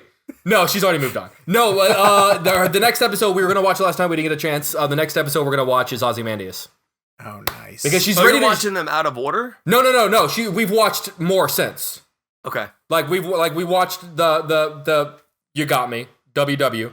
And she watched a few more, but now the next one, and I'm not letting her watch it because I want to watch it with her, is Ozymandias. That being said, I was very skeptical about Better Call Saul going into it, and even like through the second season, I was sort of like, okay, this is good. Like, I'm enjoying it. It's an easy watch. It's easy. It's breezy. It's not Breaking Bad. By season 3, Breaking Bad kind of starts seeping into it, and you kind of start getting a little bit of like, okay, I see how this is becoming a Breaking Bad prequel. Mm-hmm. By season 5, it's the first time where I will truly agree with you guys and go, especially maybe like the last 3 episodes, okay, it's as good as Breaking Bad. Like they're like the walking through the desert, like we're not giving too much away, but like Lalo it is is one of the most terrifying characters. And I've you know what's ever so funny seen. is that like I don't want to get into it because it means nothing if you haven't seen the show, but the character of Lalo, like I remember thinking, like whenever he was introduced, I was like, oh, who is this guy? Like he was going to be on the show for like 3 episodes, and we're like, come on, like and then they just kept evolving him. I will say I doubted you guys for 4.5 seasons, but by the end of season 5, I will say if it can keep that quality, it will have, at least in the tail end, it's pretty incredible. Caught up with Breaking Bad. To Jake's point, which is interesting, is I feel like Better Call Saul's given me a second chance at Breaking Bad. And I say that because I binged Breaking Bad right after it ended. And now I get to experience that wait time in between. Because I think Saul, since season 3, has been Breaking Bad level, just personally. So these seasons and these breaks have made me feel like what it was to watch Breaking Bad. Now, again, Breaking Bad's my favorite show of all time. There's nothing that will ever compare to it, but Saul is giving me that fix. But doesn't it make you look at the show differently? Like when we watched Saul the other day, Saul makes you look at Breaking Bad differently. Like when I mean, can I talk Breaking Bad spoilers? I mean, the show's been out. Dude, it's fine. I think so. Yeah, when Mike is dying on the side of the river, like that was already kind of like a oh my god moment in Breaking Bad. But when you put it into the context of all of like that dude was a grandfather. When you think about everything that he went through with his son, with his granddaughter, like Saul is a great show on its own, but Saul makes Breaking Bad better. Like whenever I look at Saul in Breaking Bad, it's like it's so sad because it's just like obviously we don't know exactly we're not 100% there, but like I just want to go like, dude, what happened to you, man? Well, like how did you get here? I argue that everything we see of Saul in Breaking Bad, he's 100% Saul. Yeah. But right up until the very end of this current season, Jake and I watched the finale at the same time. We waited and queued it up on Sunday. And I kept texting to Jake, like, he's still Jimmy. He's still Jimmy. Like, and the Jimmy McGill character is so compelling to me. Yeah. And you don't see it at all in Breaking Bad. Yeah. You don't see it at all in Breaking Bad. I just speaks to Gilligan, like James Gilligan and then Vince Gilligan. And then there's one other creator, Peter Keogh, I think it is. They have created these characters that, okay, so for Breaking Bad, it's like Walter and Jesse. And for Saul, it's obviously Jimmy, who's played by why am I blanking on Bob Odenkirk? Bob Odenkirk. Thank you very much. But in Breaking Bad, you also came to care about Skyler and Hank and Marie and then Gus and Mike and it became so much more about the well-rounded, ensemble. And I needed Better Call Saul to sort of get to that point. Because when it started in those initial first few episodes, and especially the first season, it was like, well, we have Mike and we have Jimmy, and we're going to figure out how to make them work, right? But now Howard is just as interesting to me. Kim, obviously. Yeah. Kim has become one of the most compelling characters. Kim is what worries me because she's not in the picture in Breaking Bad. We've got one season left. Yeah. That's the question that I've been trying to figure out for the past 3 seasons. Yeah. Like where I don't remember ever hearing her name. I'll tell you right now that I had a moment the other night when I was watching episode, I think it was the finale, where I had chills go up and down my arm. My favorite 3 episodes of Breaking Bad ever is an episode called Salute, Crawl Space, and then Face Off. Salute is the episode. Not Ozymandias? I love Ozymandias. It's just too hard to watch. I can't watch Hank die. I can't rewatch that. It's hard to watch. It's rough. Like watching Gus Fring die is awesome. Yeah. Because he's a terrible person. But one thing I find interesting about Salute, if you remember Salute is the episode in Breaking Bad where Don Eladio is given the poison in the drink, falls into the pool. Yeah. Remember, Gus goes into the bathroom, throws up, and the beauty of him throwing up, he takes his jacket and he folds it beautifully. And then, in the same way, when his face was blown off, he still checked his time. Right? So on this Saul episode, they show the same pool. Don Eladio's pool. Yes. Yeah.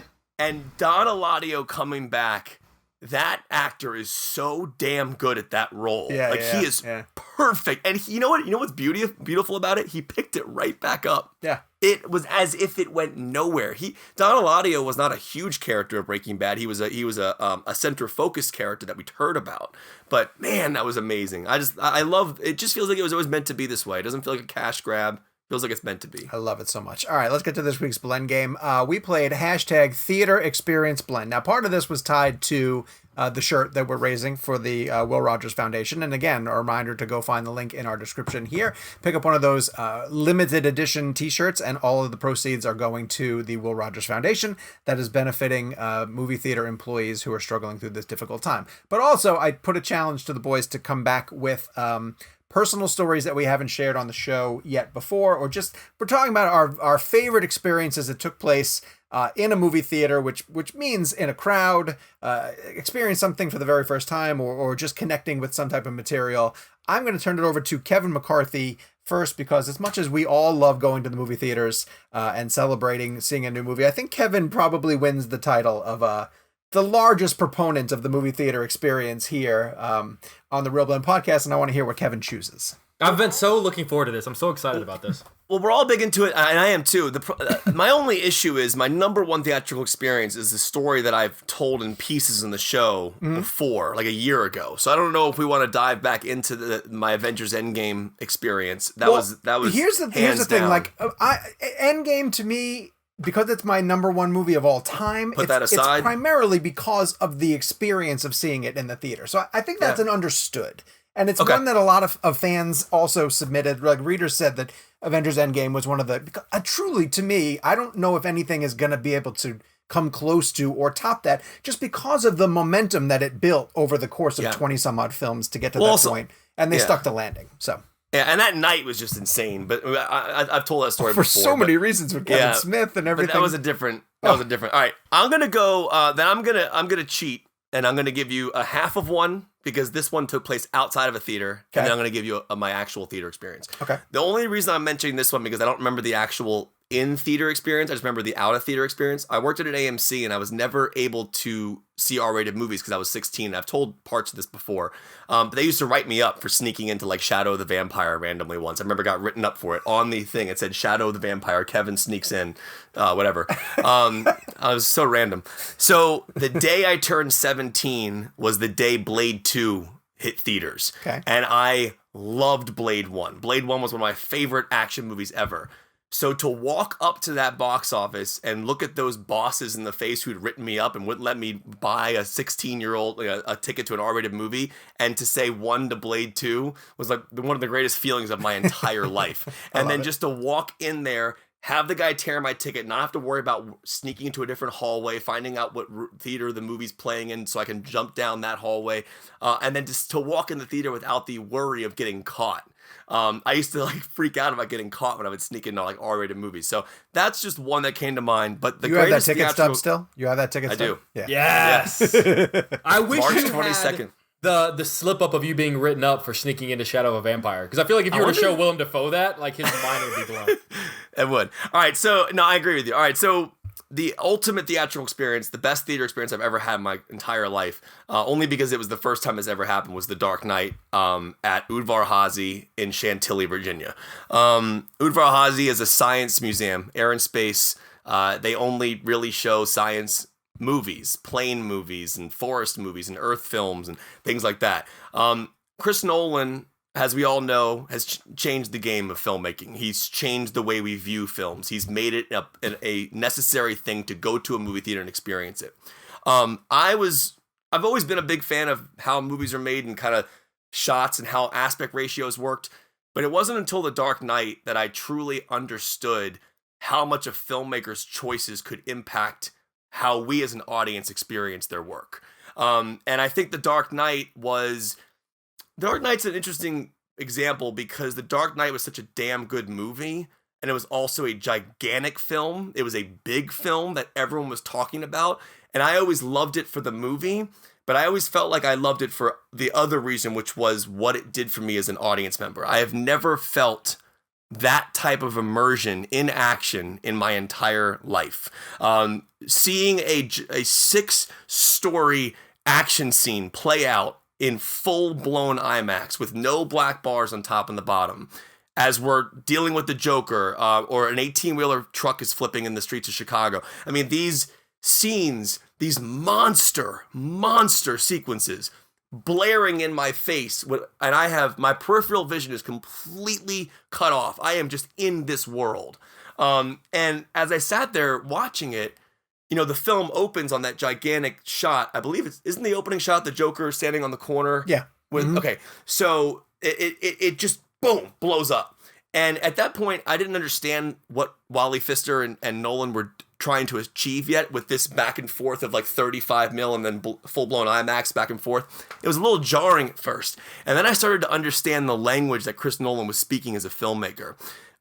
These jumps to gigantic images mixed with Hans Zimmer's score, with performances that you would never see in a superhero film, in my opinion. I mean, Heath Ledger it's one of the greatest performances of all time.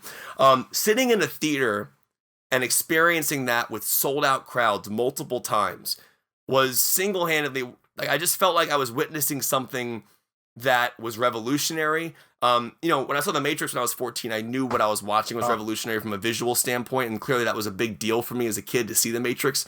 And I think that's probably the most game-changing movie I've ever seen.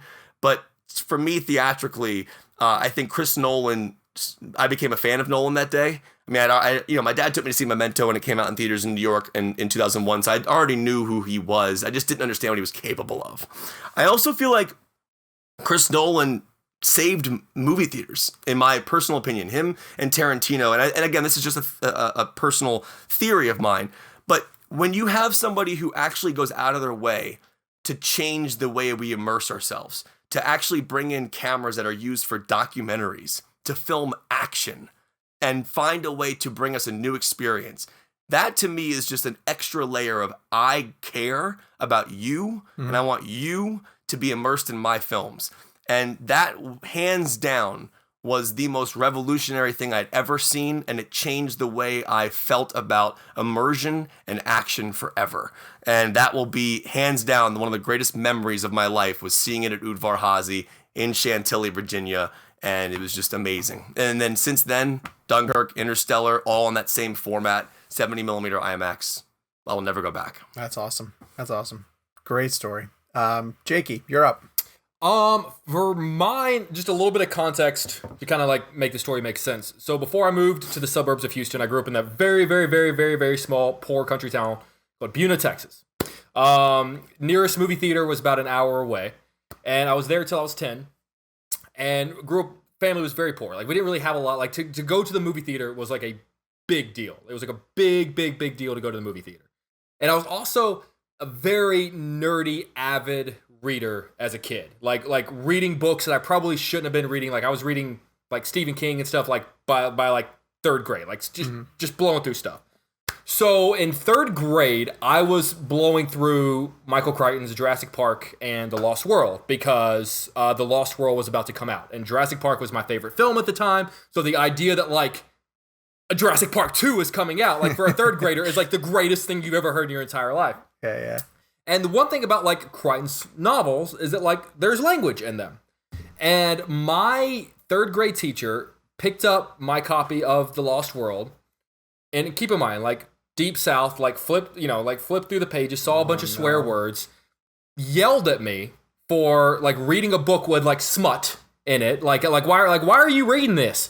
Called my folks, like reamed them out for like letting me read this book with all these swear words in it. Right. And I remember just going home, just weeping, just being so upset, like really genuinely thinking that I'd like had done something wrong, like that I was a bad kid for having read this book. And my parents were very much like, Texas. look, yeah, right. Well, and they're opening theaters early. And so my parents were very, very much like, look, you did nothing wrong. You're like, you're, and I was like, well, the other kids aren't reading these books. And I was like, is something wrong? Like, you know, and my parents were like, look, like, no, you're just reading books. We let you watch movies that other kids aren't allowed to watch. We let you read books that maybe other kids, it like doesn't mean there's anything wrong with you. It just dampered like everything. Like I was so excited about that movie, and it's just like I wanted nothing. I was so upset. Like I didn't want anything to do with it anymore. I was just so bummed. So the last day of school, I remember my mom asking, last day of third grade, I remember my mom asking me like, hey, like what do you got to do on the last day? And I said, I just got to go turn in our books, and then I think we're just like having a pizza party or whatever. And she's like, okay, all right. So like, you know, went to school and like turned in my books, and that was like 8 o'clock. And by 9 o'clock, my mom's at the door and like waves me over, and she's like, hey, come on, we're gonna go. And I was like, oh, like the last day. She goes, come on, it's the last day. Come on, let's go. Gets me in the car and we start driving. And I'm like, what are we doing? She goes, we're like, today's like, I think it was like May 25th. Today's May 25th. And I was like, okay, yeah. She goes, Lost World came out today. And I was like, what? Yeah. And I keep in mind, like my mentality was I'll see Lost World like on VHS when it comes out. You know, we didn't have a ton of money. So my mom took off of work, took me out of school on the last day as a giant like FU too. Like, and I think she even like said to my teacher, like, oh, I'm taking him to see The Lost World, and took me to that and it was smut book. Yes. And the best part was that it was the opening day of, because a lot of the movie theaters at that time they were going through were like 1-screen movie theaters, maybe 2-screen, and it was like the first big megaplex in Beaumont, Texas. It was an hour drive away, and I'll never forget, like, if you got an extra large soda, you got a lenticular Lost World cup. And that was always, like, seriously, that was also one of those things that's like, oh, that'd be really cool, but, like, we don't get that kind of, like, when we go to the movies, like, we don't get that kind of stuff. Like, that's not, and I think my mom must have caught me eyeballing it, and she was like, oh, like, you want the cut, like, extra, like, she went out of her way. Wow. And I will remember that to the, like, I was, like, maybe, like, 19 years old. I will remember that until the day I die, like, her going out of her, like, and even, like, she brought up, like, hey, like, I'm glad you're reading books like that, like, and, like, I'll never forget just being in there, like, a huge, big multiplex, like, oh, my God, like, Mom, they have, like, 8 screens here. 8 screens. Like, there were like 8 different movies. And like just sitting there and just like doing this with a cup the whole time. And Bling just unbelievably blown away by The Lost World. I still like The Lost World. But looking back now, 20 years later, realizing what my mom did, going out of her way, taking off of work. My dad, when it came on VHS, went out and bought, once again, like we didn't really buy a ton of movies. I think I told you the story about like having to beg my parents for a Terminator 2. My dad went out on the first day and bought the Lost World VHS, and once again, it came with a lenticular cover where I would just sit there and do this like the little lenticular, and I'd get my cup, I'd get my cup, and I'd get my VHS and do my little lenticular thing. And it's a story that means more and more to me as the years pass, because I really realized that like while my parents like movies, like they like movies fine, they're average, but they realized that they meant a lot to me. And went out of their way rather than like squash that, because a lot of kids like things that their parents squash. Rather than go like, oh, that's not really what we're into. They said like, hey, this is what our kid's into, and we're gonna do everything possible to go out of our way to make sure that like he is happy and that he loves that. So that's awesome. That is my movie theater experience. Great story. Awesome. Yeah, that is really, really good. Thanks for sharing that. That is so cool. All right, mine is also tied to the parenting and the boys. PJ specifically. Toy Story 3 came out in 2010, and PJ was 6. He was born in 2004. And by the time that was coming out, he'd come to a couple of movies prior to this, but they weren't anything he was really all that interested in. He just came because it was like the animated movie. And so if he walked around throughout it, like we didn't really care, and he was marginally focused to it. But because, when you're raising a kid, you show them every animated film known to mankind. He's seen all the Pixar movies 1,000 times, on road trips and just hanging out around the house.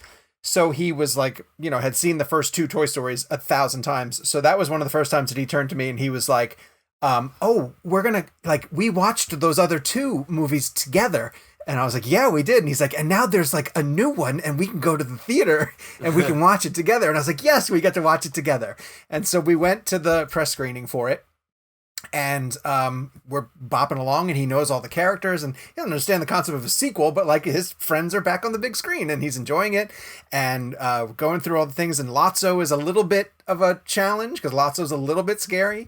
But I'll remember very specifically, he was sitting between Michelle and I, and we get to the point when they're on the conveyor belt and they're heading toward the lava. And he, without saying anything, gets up and climbs into my lap. And he's not scared, but he just knows that, like, they're not going to get out of this kind of thing, right? And so I'm holding him, and they're slipping through the stuff. They're slipping down, starting to go. And I look over at Michelle, and I kind of gave her a look, and I was like, are they really not going to get out of this? Like, if you don't remember, like, that sequence they're going to die. They convinced all of America we're about to kill off your favorite character. That scene was horrifying. Yes. I was scared. And the characters join hands, right? And PJ's little hand falls onto my hand. Oh, wow. And I thought, like, in my brain, I'm processing, like, I'm going to have this conversation after this movie about why they killed off Buzz and Woody. I can't believe this. And they get saved, and he gives a little, like, a cheer. Like, nothing big, but just enough where he was just like, oh, yes, you know, like, thank goodness. Yeah. And I will never forget, like, that feeling of just, like, his immersion as a moviegoer. And it's funny because... That's literally suspension of disbelief. Literally suspension of disbelief. Because he had, at that point as a 6-year-old, he has no clue that, like, oh, well, they'll never kill off the leads of a franchise. You know, like, he believed in that moment that the characters that he was invested in could potentially die. Yeah. And so he totally relaxed in my lap, and he's still sitting there. And the timing of it I find really, really funny. And I say this because it's, you know, my boys, they like movies, but it's not their thing. And it's really funny, Jake, like you talk about, your parents are super supportive about the movies were your thing. But for my boys, they're into completely different things, and I like to detach from films and then get into what they're super into right now, and we do that for fun. But because of that scene with the lava and PJ being scared and invested in that moment, and how much I realized that, like, movies can work on an audience like that, it meant he was sitting in my lap for the rest of the movie. And of course, the rest of the movie is Andy giving his toys away and growing up and moving on. And I just held that boy, like, you know, because it was like, because I was sobbing then at that point, like, because it was, here we watched these movies together, and here he has no clue, but this is me now. Like, now I'm like, oh, what's the line? Shoot. So long, partner? No.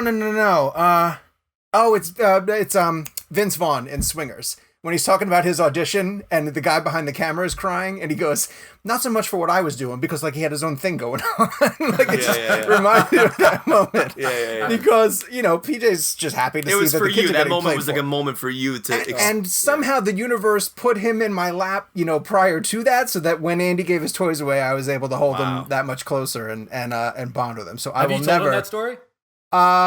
No, probably not. No, I don't think so. But... And he won't listen to this show. So. That's an amazing story, man. You should put that in your book. I'll put it in a book someday soon. I'll write a parenting book. But anyway, that's my theater going experience. And I can tell you, Regal Phillips Place here in Charlotte, press screening. I know exactly what row we were sitting in and what seat we were sitting in, because that's what happens when you have these moments. They connect with you on such a deep level. So you guys, Kevin, didn't you meet Lauren at a screening? Well, it's funny. I was gonna bring that up, but I just didn't. It wasn't like the best theater experience story, because, like, we physically met in the movie theater. We were both on separate dates at that time. She was with a long-term boyfriend. But it's kind of a sad story why I was there. But a buddy of mine. It's kind of weird, to be honest, how things in life happen. But I wasn't supposed to be at that Safe House screening, which is the movie I met Lauren at for the first time, and I was supposed to be in New York to see that for the junket. And my buddy's brother, this is such a downer, died in a house fire. And he had to leave his current position to go help take care of his brother's restaurant, in North Carolina. Actually, ECU and ECU. Mm-hmm. You know, Sup Dogs is the name of it. You're talking about that one.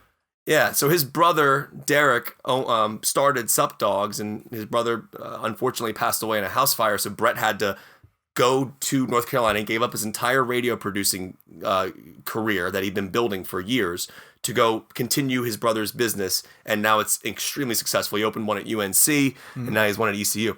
And so the reason why I was at that screening was because I had to cancel on the junket because I wanted to be there for his going away event, because he was one of my best friends. I'd known him for years, and that was Safe House was like I was gonna sit down with Denzel Washington and Ryan Reynolds, and there was no other decision to make. I was gonna be there for my friend. Mm-hmm. So if I wasn't at that screening, I don't know when we would have met. I know we had started following each other on social media at that point, but to physically meet for the first time, all that had to happen in a weird, bittersweet, messed up way. But that's the universe working, though.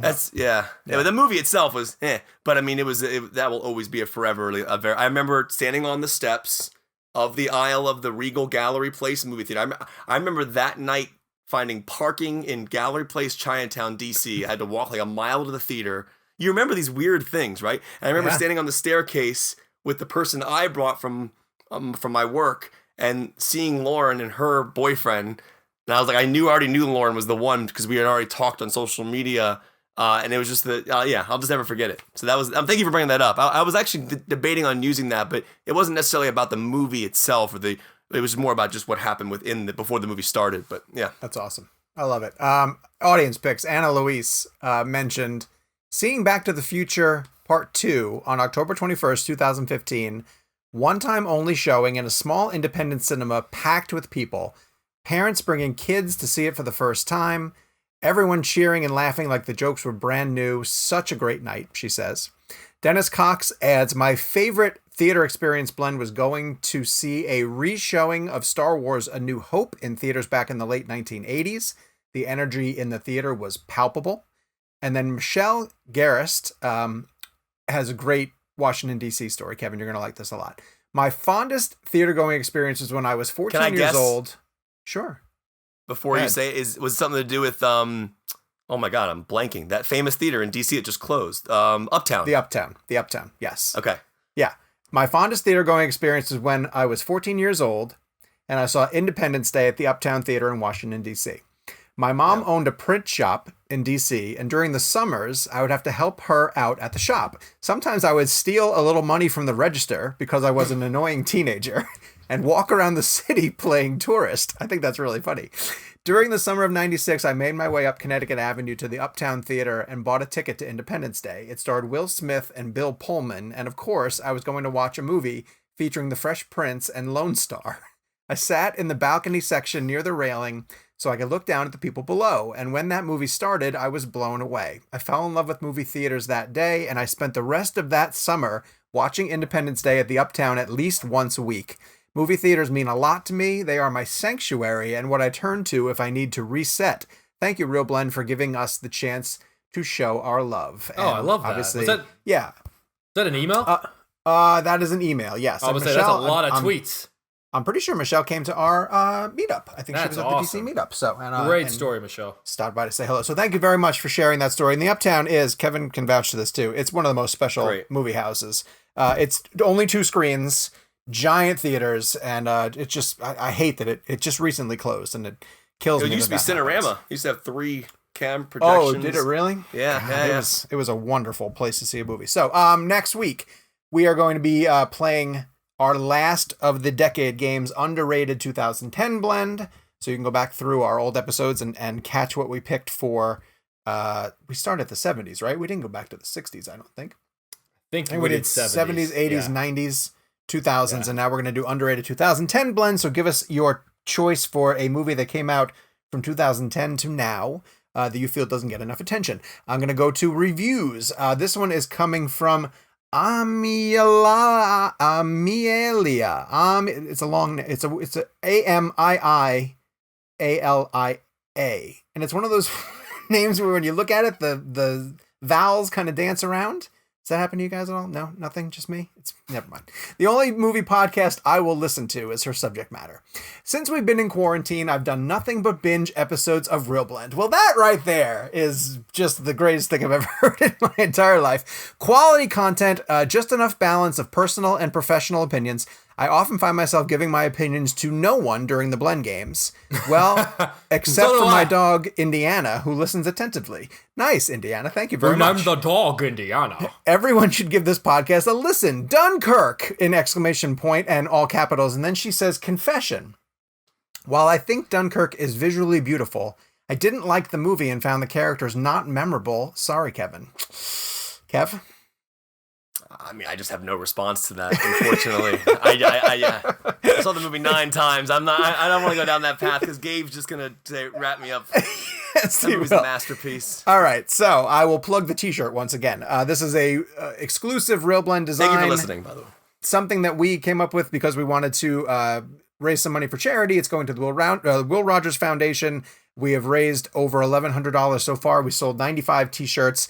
We set the new goal for 100. Obviously, it'll extend beyond that. We set it for 16 days, so you guys have a little bit more time to get it. But once this design is done, it's going to be gone. You will not be able to get it anymore. So please grab a t-shirt before all of this comes to an end. We'll plug it a few more times. We'll be back next week on the show where we're going to continue to try to get to have some really interesting guests. topping the Russo brothers seems like a tough one for us to do, but I have a lot of confidence in our ability to wrangle some friends to come by and join us on the show. So in the meantime, follow us on social media at Jake's Takes, at Kevin McCarthy TV, and at Sean_O'Connell. You can follow the whole show at ReelBlend, and you can send us an email with your underrated 2010s blend at ReelBlend at cinemablend.com, or a review, which we'll read at the end of the show. Until next week.